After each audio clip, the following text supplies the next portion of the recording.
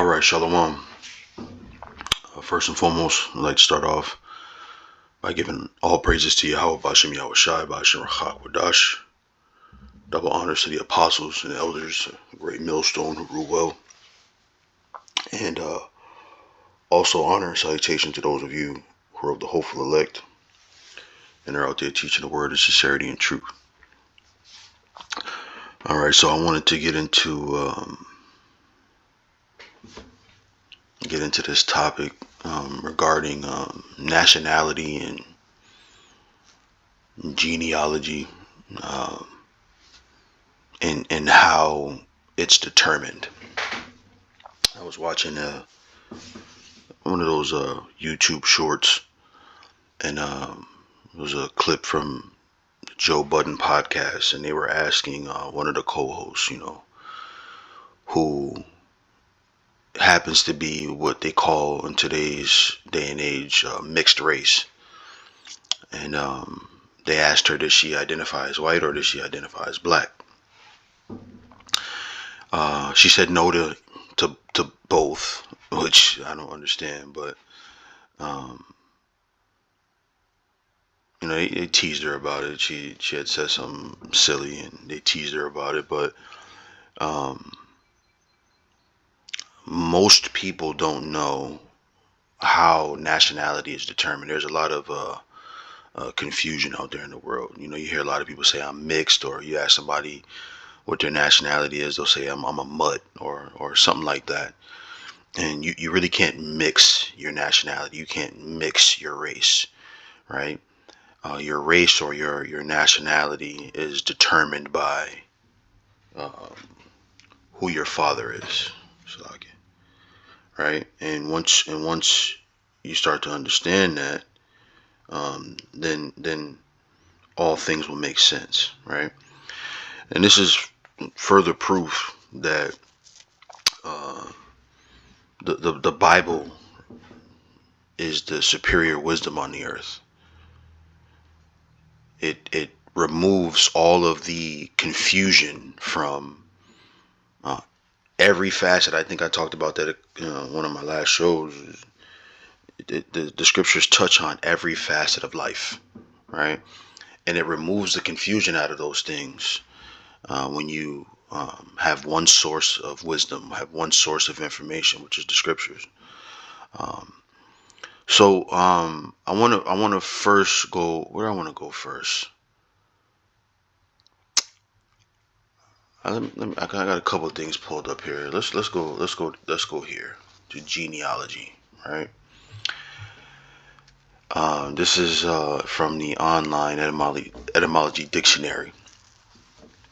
It says line of descent, pedigree, descent, from Old French genealogy, from late Latin genealogia, tracing of a family, right?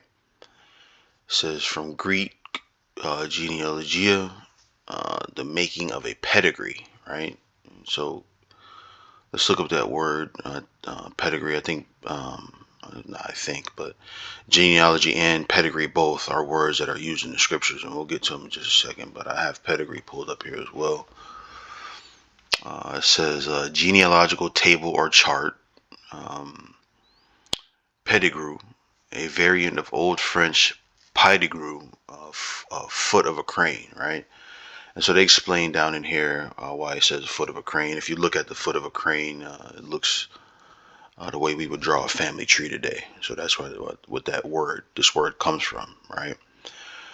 But both words again are used in the scriptures, right? So that's just the start. This is what we're talking about: genealogy and pedigree, right? So I wanted to go to this scripture first. This is Wisdom of Solomon, chapter 7:1. It's funny, when I was putting all these scriptures together, I was like, man, I haven't read this in quite some time. But when we first started coming out, because pardon me, excuse me. When we first started coming out, the topic of conversation at that time was, we are the Israelites, And the scriptures say we're the Israelites, we're gonna prove it. This nationality, we used to get into all of those things about nationality and the seed of man and different things like that. And so we used to read the scripture. It felt like every camp day.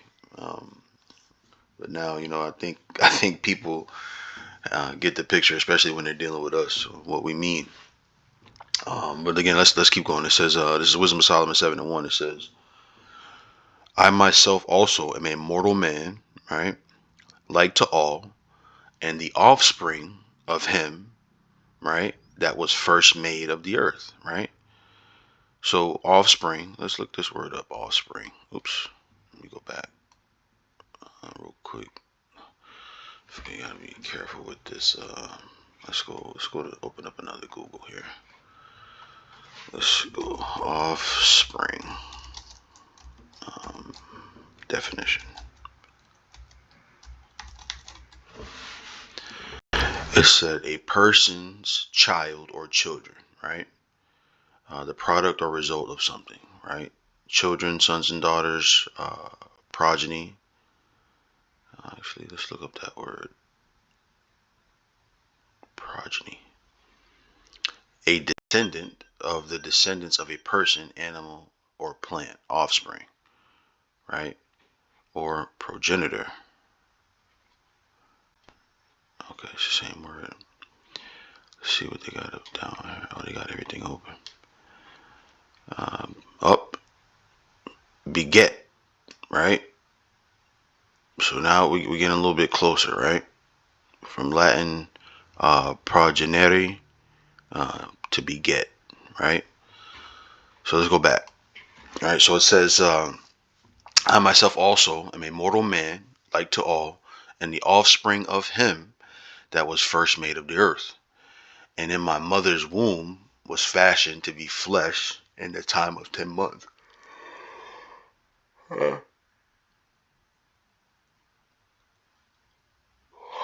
Excuse me.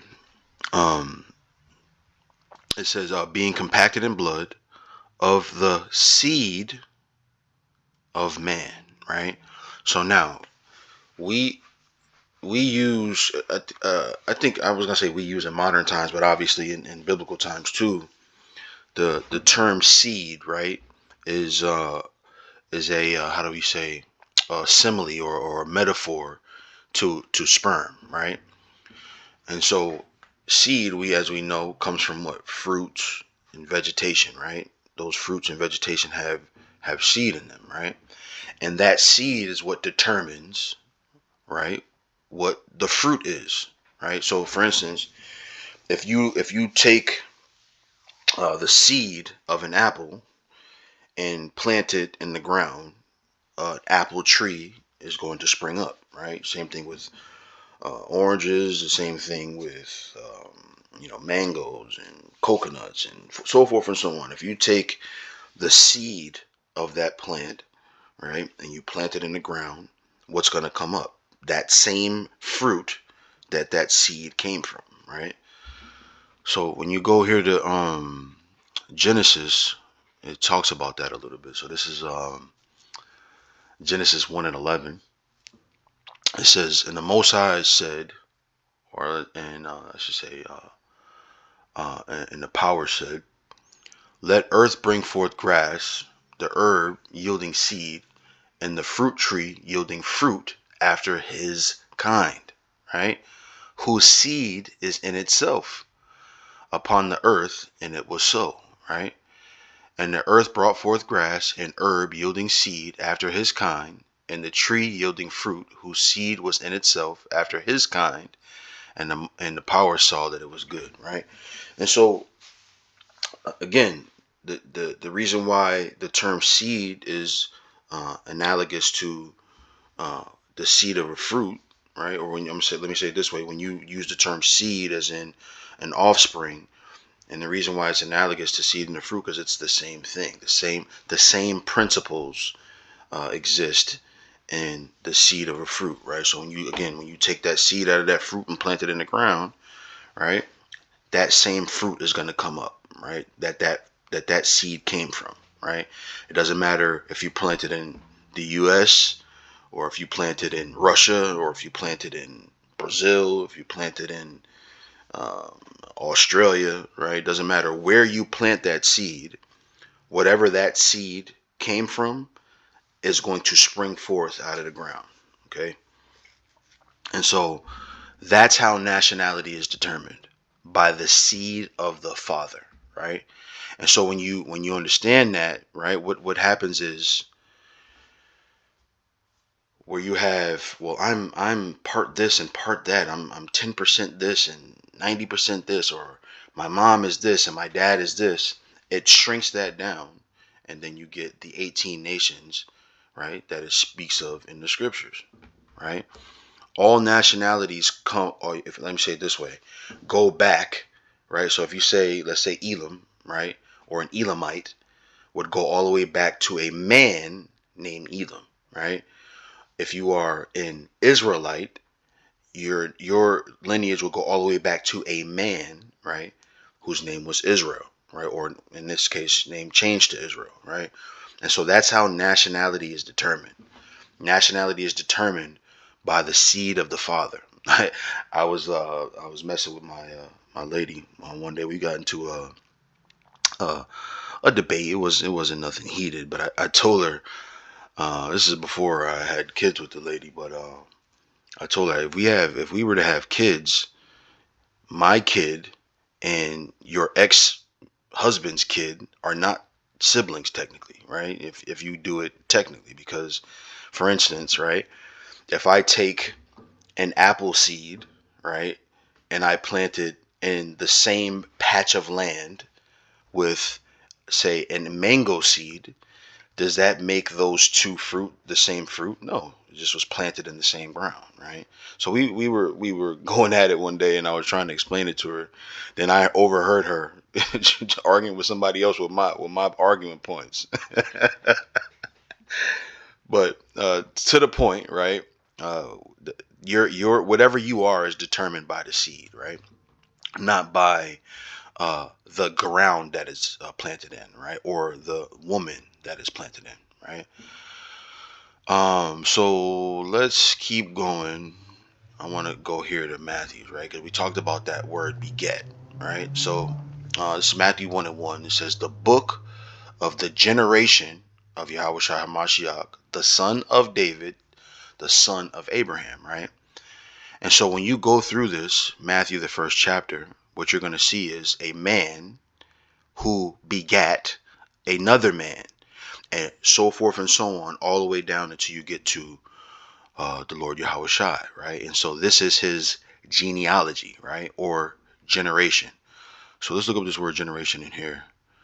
I didn't do that before, right? Genesis, or beginning. Let's see here what we get. It says source, right?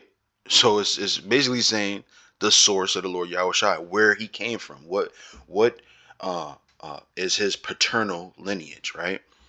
A book of one's lineage, i.e., in which his ancestry or progeny, right? We saw that word, are enumerated, right?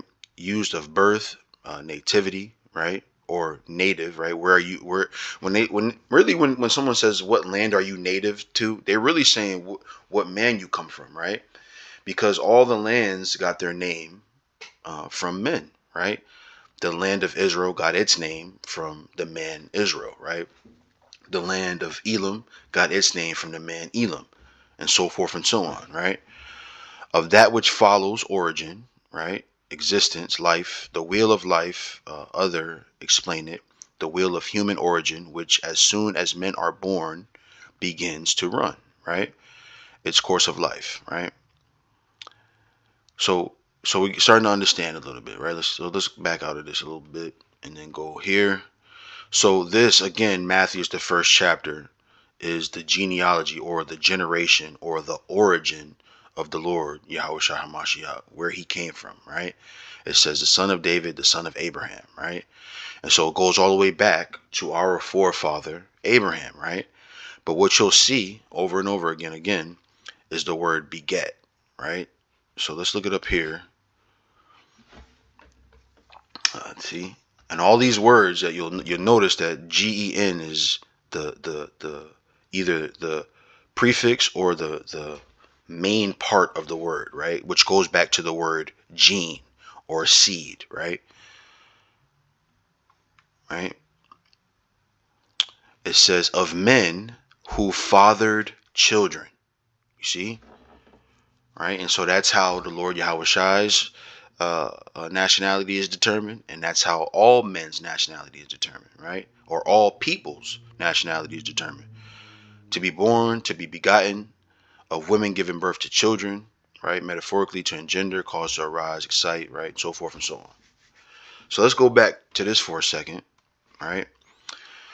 So it says in Wisdom of Solomon 7:2, and in my mother's womb was fashioned, Salakia, to be flesh in the time of 10 months, being compacted in blood, of the seed of man, and the pleasure that came with sleep, right?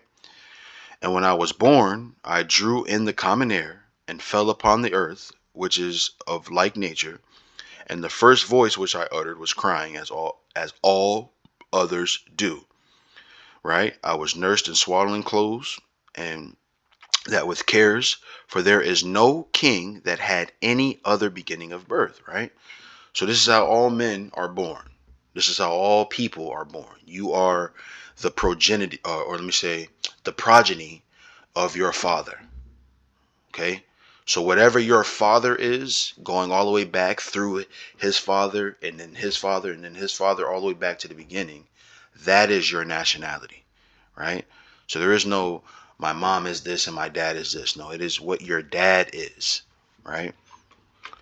So let's go back to here.